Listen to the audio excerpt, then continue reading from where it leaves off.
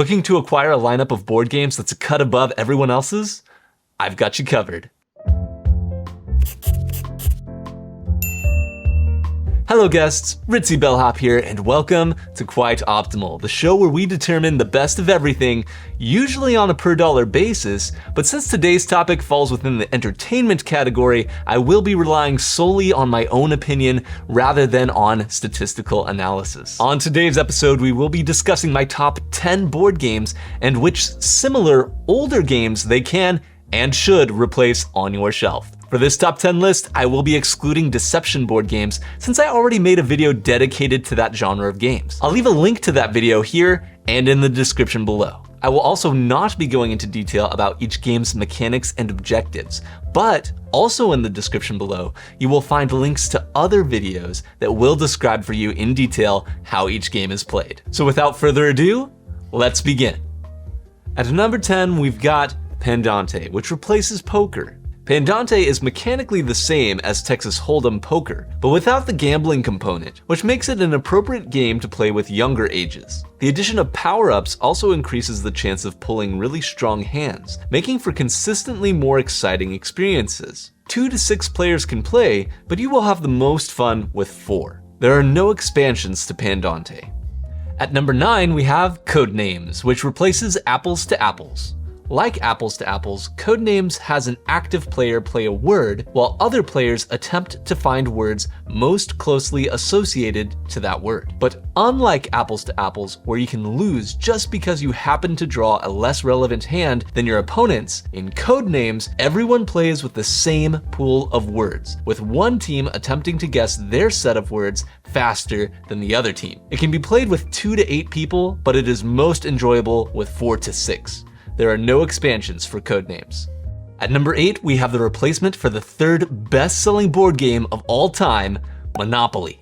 Monopoly suffers from one of the critical design flaws of games, which is that the winner is determined before the objective of the game is actually achieved. Like near the end of the game, there will usually be one guy that's dominating, while the other players are just sitting around for several turns waiting for their funds to finally run dry, which is why most games of Monopoly end in conceding and not bankruptcy. Power Grid is a more optimal game with a similar theme, as the goal is to be more capitalistic than your opponents. But Power Grid is more enjoyable because it often ends in close seconds, and a sure winner isn't known until the final money count. It can be played with 2 to 6 players, but you will have the most fun with 3 or 4. Power Grid does have an expansion called the Stock Companies. I do not recommend that expansion because it drastically increases the complexity, setup, and playtime for the game. Number 7, we have the replacement for Risk.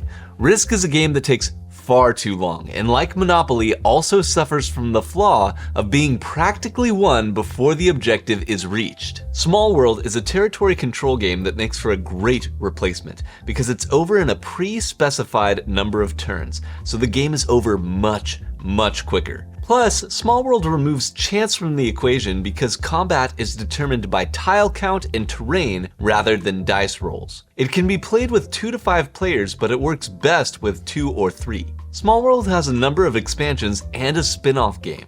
I don't recommend the expansions nor the spin-off game because the expansions increase the amount of instructions each player must read in order to understand their pieces, and the spin-off game increases the complexity of the game without increasing the enjoyment of the gameplay. At number 6, we have the replacement for Uno. In my opinion, a nearly brain-dead game that can feel very grindy, especially if the game goes long enough to have to shuffle the deck a couple of times. The replacement game here is Sushi Go. Like Uno, Sushi Go is a card game where you play 1 card a turn, but unlike Uno, everyone plays at the same time, so you aren't waiting for your turn most of the game. Also unlike Uno, every card in your hand is a legal choice to play, which dramatically increases the amount of choice and strategy available to the players. It can be played with 2 to 5 players, and it works well with all those player counts. Sushi Go does not have any expansions, but does have a spin-off game called Sushi Go Party. I do not recommend the more expensive Sushi Go Party because although it gives you more options for cards, the best ones are the ones included in the regular Sushi Go. Plus, Sushi Go Party requires you to shuffle the cards between rounds, while Sushi Go gives you enough cards to play the entire game after setup without reshuffling. Number 5 is the replacement for Splendor, which those of you in the know might find very surprising because Splendor is actually a very, very good game, but it is made entirely obsolete by Marvel Splendor. Marvel Splendor takes Splendor's original, boring theme of digging up rocks to impress the nobles and replaces it with the more colorful and engaging theme of assembling a team of superheroes powerful enough to defeat Thanos. But Marvel Splendor is more than just a reskin. It actually adds a couple of mechanics to the game, which makes the game more strategically interesting without at all making it overwhelming to learn. It can be played with 2 to 4 people, and it is an enjoyable experience with all those player counts. There are no expansions to Marvel Splendor. At number 4, we have the replacement for Yahtzee. Yahtzee is a very simple dice game that is blown out of the water by King of Tokyo. Both of these games would have you throw dice in hopes of getting certain combinations of rolls, but King of Tokyo blends it beautifully with a King of the Hill mechanic, where players are using their dice rolls to force their way into the Tokyo space, or die trying. It can be played with 2 to 6 people, but it is most enjoyable with 3 or 4. King of Tokyo has 1 expansion, Power Up, and 1 spin-off game, King of New York. I do not recommend the expansion nor the spin-off because they both increase complexity without increasing enjoyment. At the number 3 spot, we have the replacement for one of the oldest board games of all time, chess.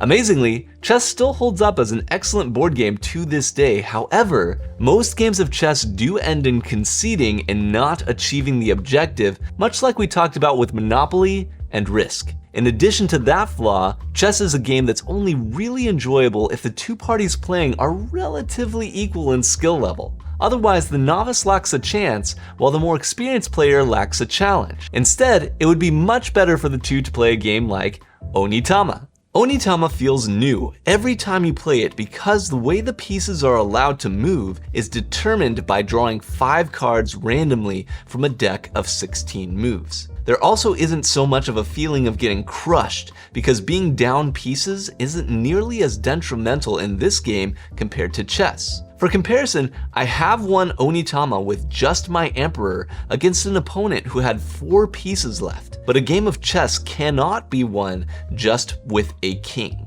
Onitama has 3 expansions. 2 of them, Light and Shadow and Way of the Wind, make the game worse by making it more complex to the point where it's less enjoyable. But the 3rd expansion, Sensei's Path, is worth getting. It does not increase the complexity of the game, but rather increases the diversity of the possible movesets, thereby increasing the replayability of the game.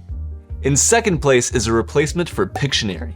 If you're gonna play a game where you're using clues to guess at someone's picture, Dixit is a far more fun experience. You see, when playing Dixit, rather than looking at poorly drawn doodles, you'll be examining lovely and intriguing artwork made by professionals. Dixit is the fan-favorite board game that I introduce to new people during get-togethers. It can be played with 3 to 6 people, but it is more enjoyable with 4 to 6. Dixit has 9 expansions, and luckily the base game box is designed to store 3 expansions in addition to the base game. Of the 9 expansions, I chose to buy Dixit Quest, Dixit Journey, and Dixit Memories, simply because I personally liked the art style of the artists that created those expansions.